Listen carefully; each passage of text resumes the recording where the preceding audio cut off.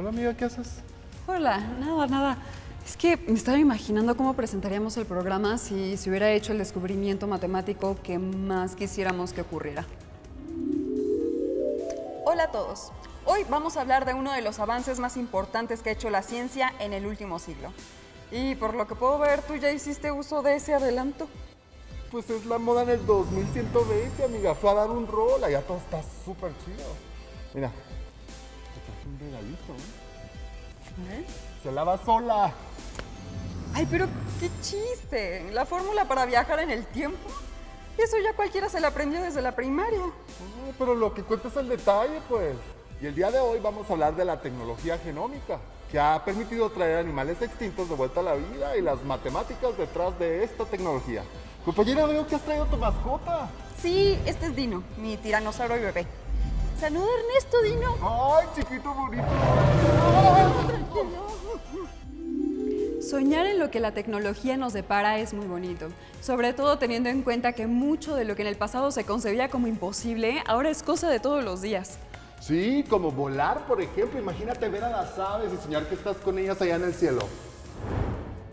Quizás el sueño de volar haya acompañado a la humanidad desde sus comienzos, pues en todas las mitologías aparecen seres o animales fabulosos capaces de elevarse por los cielos.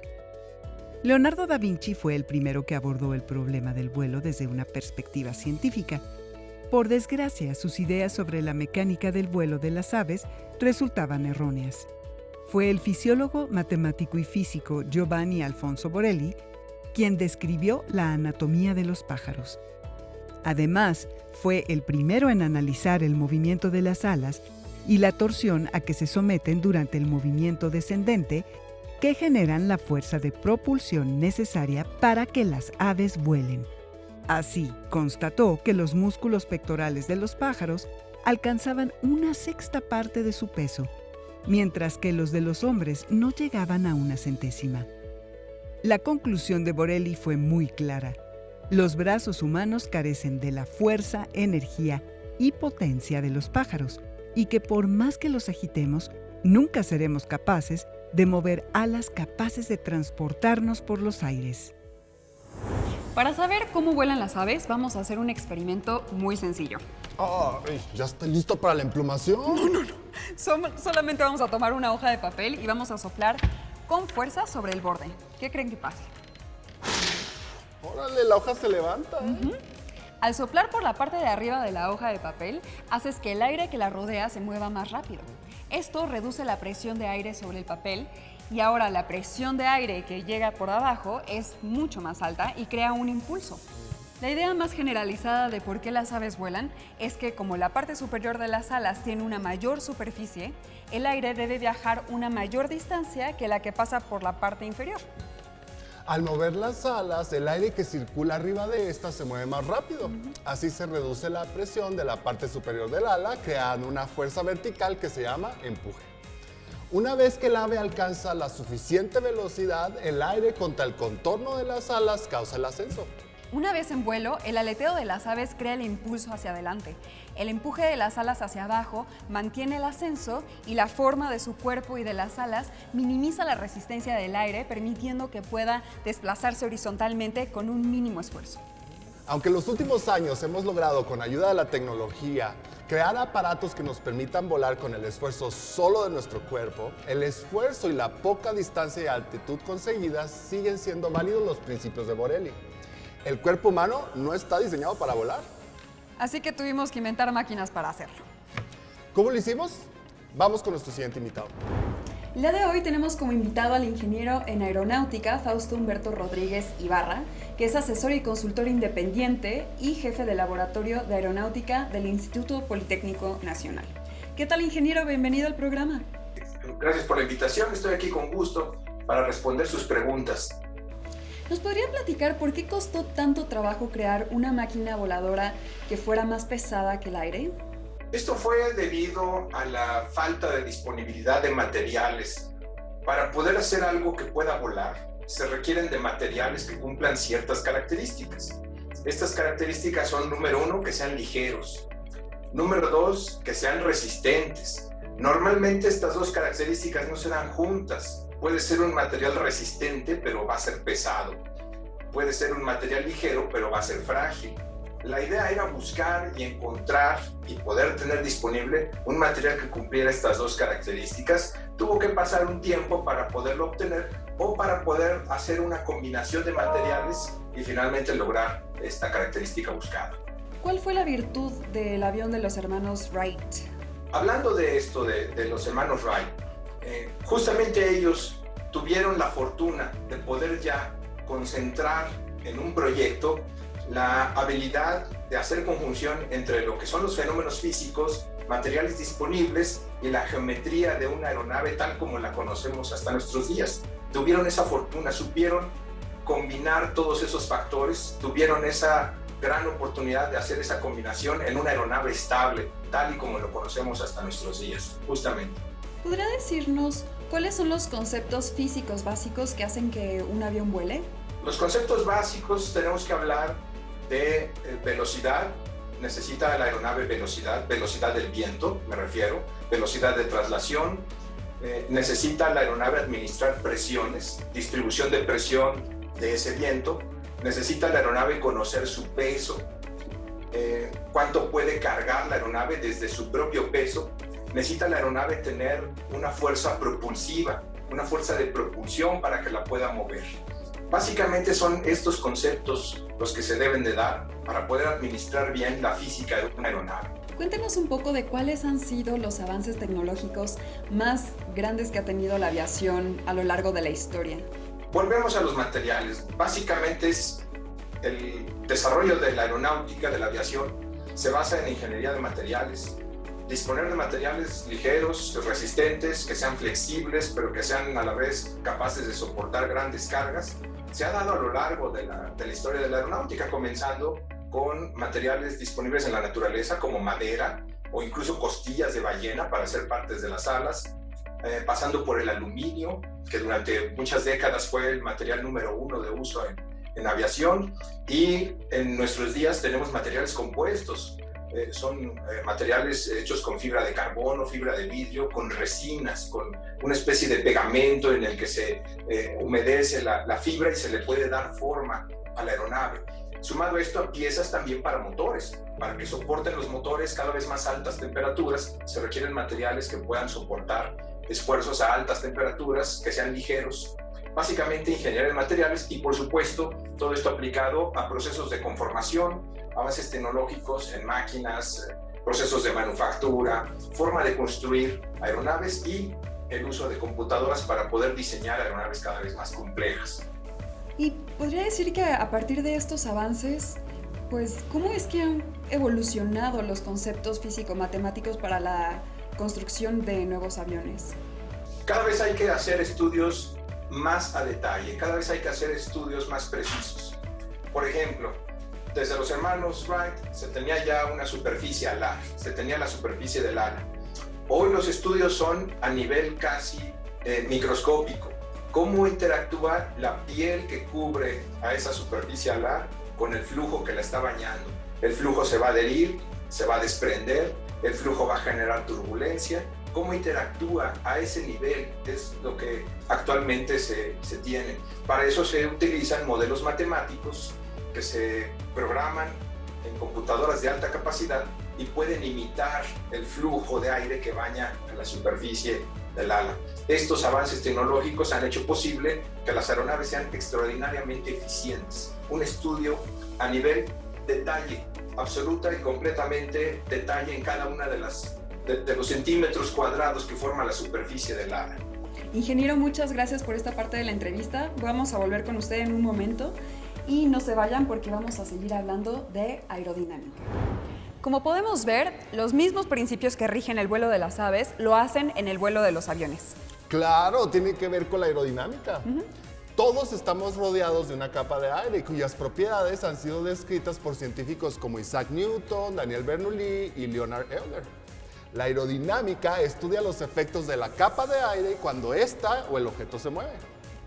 Gracias al estudio de la aerodinámica se ha podido aprovechar la fuerza del aire, por ejemplo, en el diseño de aspas, de autos. Y desde luego en el diseño de vehículos voladores. Oye, ¿también podría ser un origami?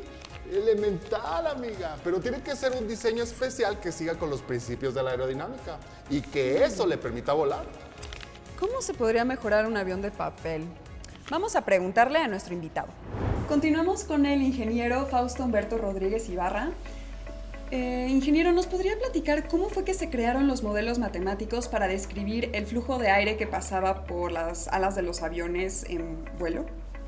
Básicamente, primero fue el imitar a las alas de las aves. Primero fue por observación directa. La idea era entender cómo bañaba el flujo de aire a una superficie, empezando con el ala de un ave, y hacer un acto de imitación, primero con el ala batiente, primero batir alas.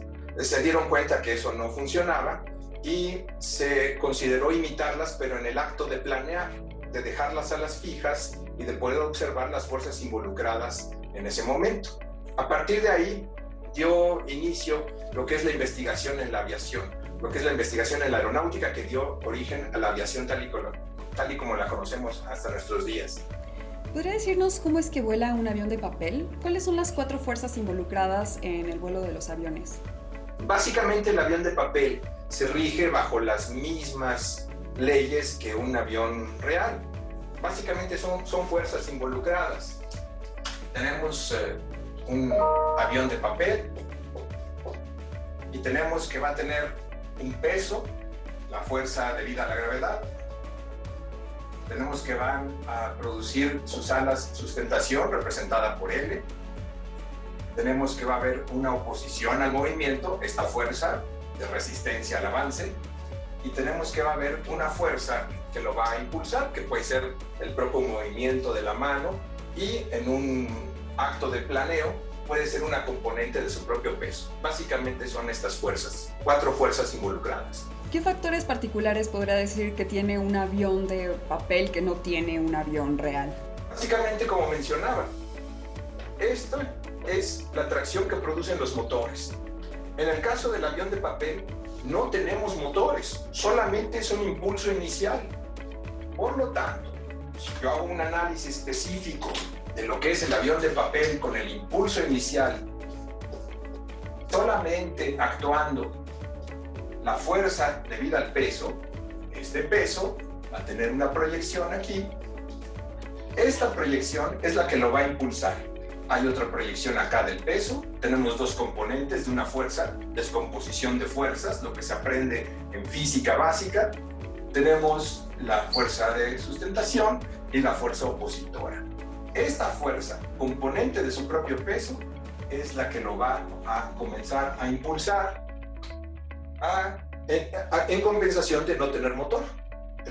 El avión de papel no tiene motor, pero su motor, entre comillas, digamos, es la componente de su propio peso, la que lo va a hacer seguir moviéndose después del impulso inicial. Y ya para terminar con esta entrevista, ¿podría decirnos cuál es la importancia de diseñar aviones de papel para la ciencia? Pues básicamente es esto: el comenzar a atraer personas que se interesen por el estudio básico de estas fuerzas.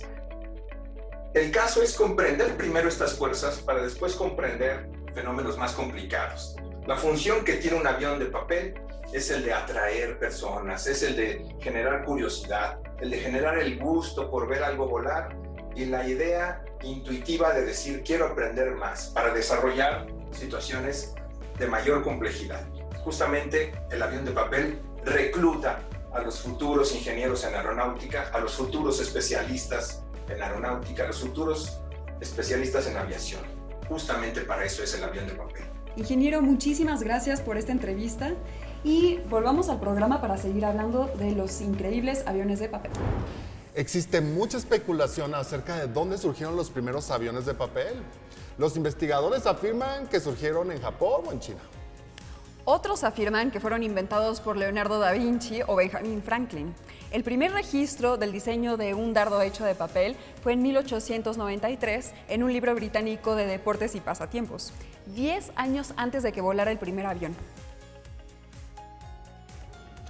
Hoy en día se hacen varias competencias a nivel mundial de lanzamiento de aviones, buscando el avión que más tiempo permanezca en el aire. Actualmente, el récord de permanecer en el aire lo tiene el avión The Sky King de Takuo Toda, que permaneció en el aire 27.6 segundos. Vamos a enseñar los pasos para elaborar el avión que posee el récord mundial de distancia llamado Susan, por su diseñador John Collins. El 26 de febrero del 2012 voló 69.4 metros de mar. Un montón. Sí. Necesitamos una hoja que mida 21.6 centímetros por 27.9, que es aproximadamente lo que mide una hoja tamaño carta. Se dobla una de sus esquinas hasta el lado contrario.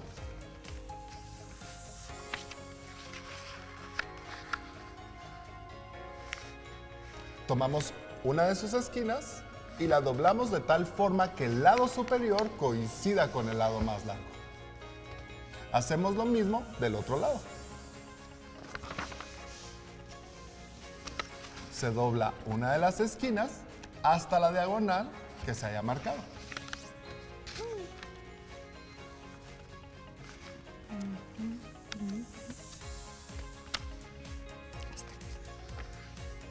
Si se fijan, se ha formado una X.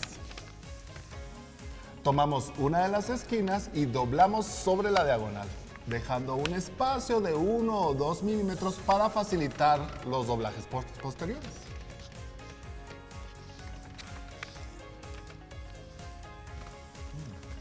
Realizamos el mismo doblez del otro lado, procurando dejar el mismo espacio entre el largo de la hoja y la diagonal que dejamos en el paso anterior. 1 o 2 milímetros es suficiente. Ahora, tomamos una de las esquinas y realizamos los mismos dobleces que los pasos anteriores, solo que esta vez los dejamos así, un lado sobre el otro. No importa realmente cuál quede arriba del otro. ¿Ok? Vamos a tomar la punta del avión desde el punto donde se cruzan los dos dobleces inferiores y la doblamos. En la parte delantera del avión hay una línea que termina en 2 esquinas. Tomamos esas 2 esquinas y las doblamos para que coincidan en medio formando una línea recta.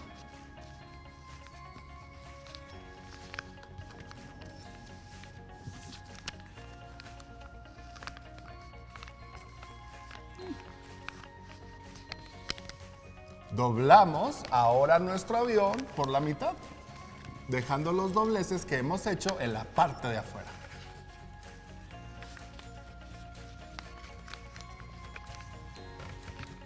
Muy bien, ahora vamos a doblar las alas. Imagina una línea diagonal que parte a un par de milímetros de la punta, pasa por el punto donde coinciden los dobleces y llega hasta la cola. Vamos a realizar ese doblez por los dos lados. Y ya nos están quedando las alas, Didmara. Ahí vamos, ahí vamos. Del otro lado.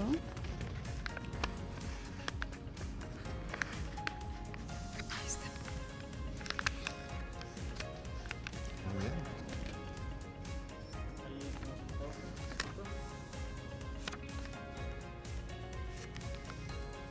Ahora, utilizando nuestro transportador, vamos a analizar el ángulo de las alas de nuestro avión.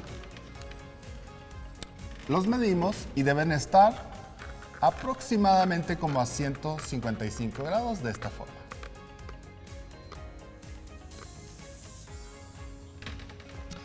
Para mejorar su capacidad de vuelo, podemos poner pequeños pedazos de cinta adhesiva en la parte inferior del ala, así como en la cola.